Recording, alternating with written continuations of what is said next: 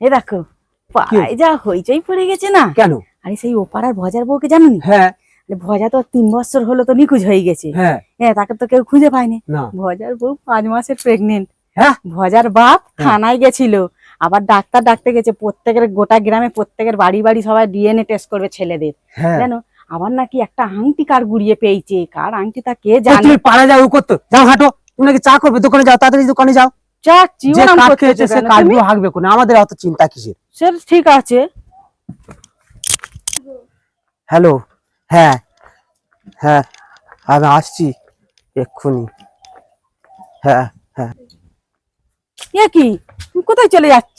দেখো সেই তোমাকে বলেছিল না জাহাজের এই কাজ আছে, এক্ষুনি ফোন করেছিল, আমাকে যেতে হবে। সে কি, তুমি তাহলে চা করতে বললে?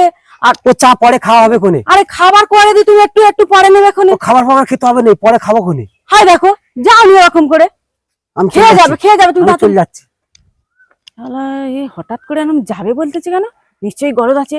তাহলে আংটিটার এই দাঁড়া, তুই দাঁড়া, তুই দাঁড়া, তুই দাঁড়া, তোর হাতের আংটিটা দেখি, তুই দাঁড়া। এরই নিশ্চয়ই গলদ আছে, তুই খালি ঘরে আসিস।